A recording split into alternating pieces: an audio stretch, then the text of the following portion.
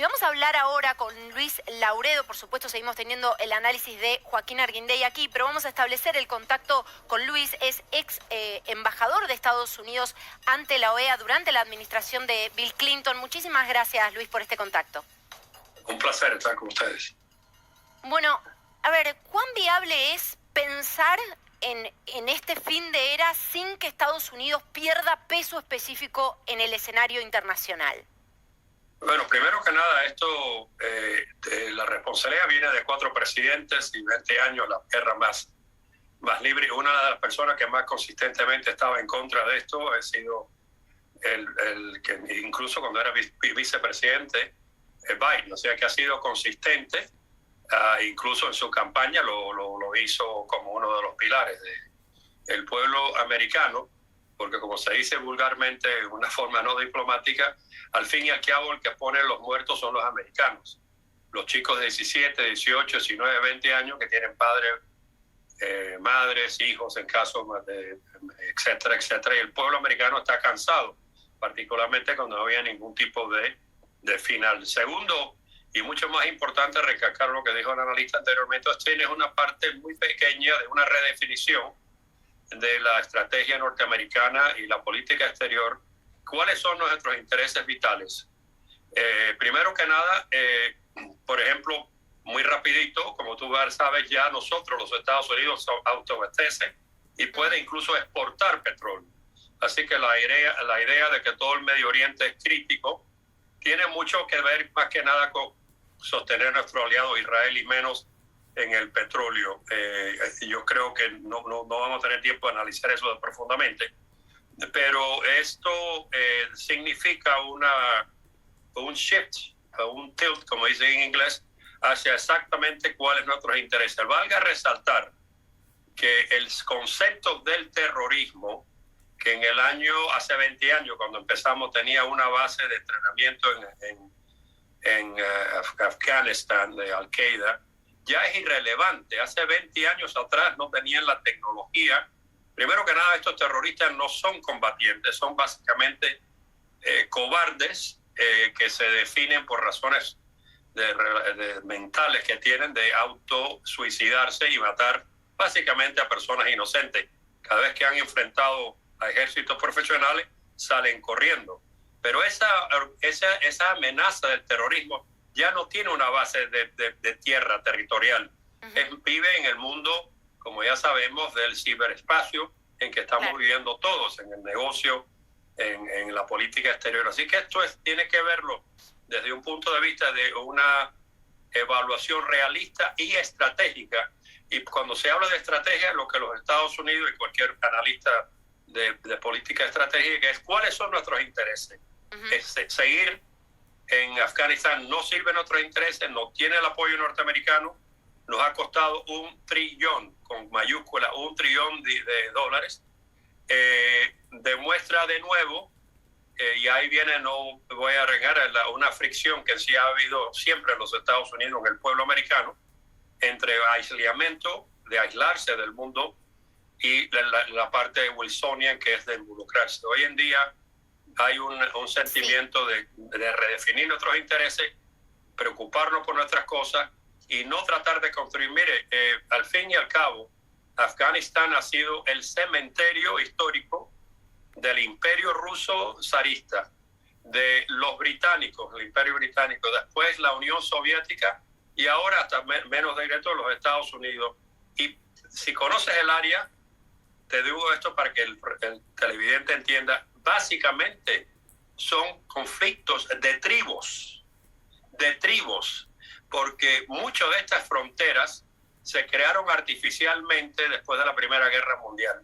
Y hay mucho más animosidad, no ideológica, sino de una tribu A a una tribu B. Y nosotros como norteamericanos o occidentales no debemos llevar el peso de tratar de imponerle a ellos una democracia. No ha trabajado en otras partes del mundo, no ha trabajado en Afganistán, y al fin y al cabo, después de todo el entrenamiento, también el ejército fue cobarde, no dispararon ni un tiro.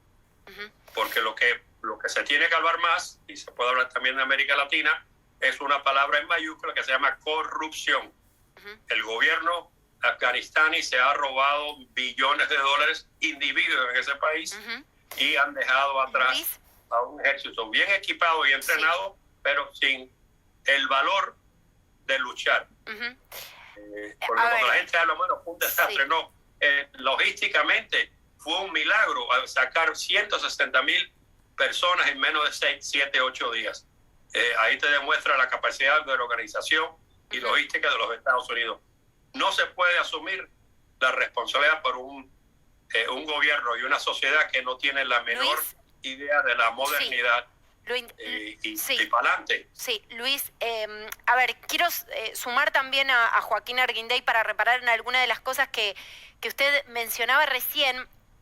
Aquí, en este escenario tan complejo, Joaquín, y en un escenario de tanto pase de factura también para la administración de Biden a partir de los últimos acontecimientos, reapareció o apareció nuevamente la figura de Donald Trump, ¿no? Hablando de esto como la gran humillación, la humillación más grande para los Estados Unidos. ¿Podemos ver a esta retórica acentuarse con el correr del tiempo y a partir de lo que siga sucediendo allí?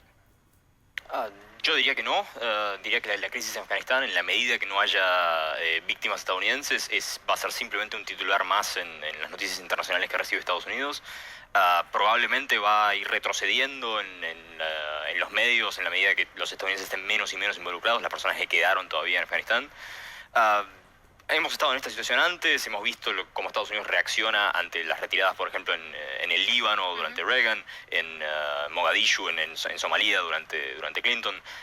Muchas veces han habido retiradas así, digamos, que se ven visualmente espectaculares, pero que significan muy poco en términos del funcionamiento de Estados Unidos a nivel global y que el público estadounidense en particular tiene memorias muy cortas para retener. Creo que estuve aquí la misma noche en la cual Trump ordenó el ataque contra Soleimani, el general iraní en Irak, que lo intentaron presentar como una gran derrota contra el terrorismo a nivel global y lo intentaron presentar como una gran victoria para los Estados Unidos, y el público estadounidense lo ignoró por completo, lo intentaron convertir en una especie de segundo Bin Laden y jamás le prestaron atención.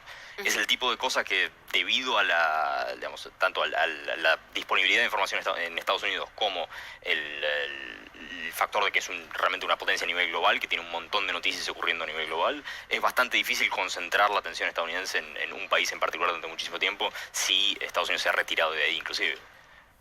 A ver, Luis, usted recién mencionaba algo sobre el terrorismo, sobre cómo opera el terrorismo y decía, bueno, ya casi que no necesitan específicamente de la territorialidad porque también se dan o se organizan en el campo virtual, ¿no?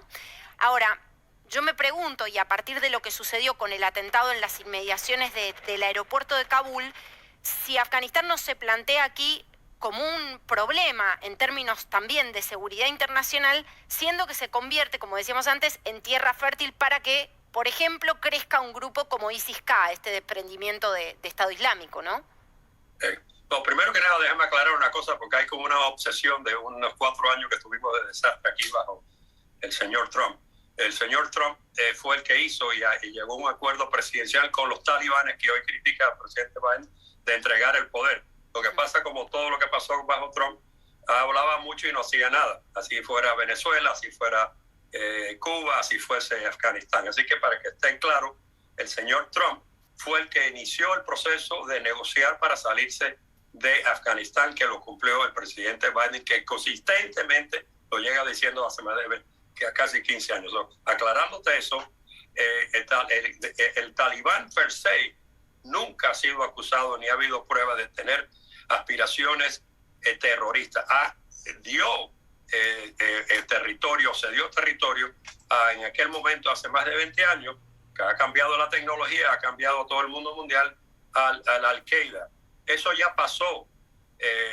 No hay ese tipo de por ejemplo, ¿qué es territorio más caótico que Siria? Si quieres ir a buscar un lugar, claro, si fuese pertinente, la territorialidad sería Siria, no Afganistán. Porque esta gente tiene buen control, un control abusivo, tribal, antimujer, anti todo, pero control de la situación. Ellos nunca han sido parte del terrorismo. Yo creo que no lo van a permitir porque, les repito, ellos son bobos, pero no tan bobos. Y nosotros tenemos otros recursos para tener una retaliación inmediata contra algún tipo de amenaza territorial que no implica tener tropas y jóvenes norteamericanos en el suelo. O sea, es que lo que tenemos que entender, el televidente, es que han sido 20 años donde ha cambiado, se ha revolucionado la guerra, se ha revolucionado la tecnología y hemos triunfado hasta ahora contra el terrorismo y vamos a seguir comprometidos con eso en una forma más inteligente y más efectiva.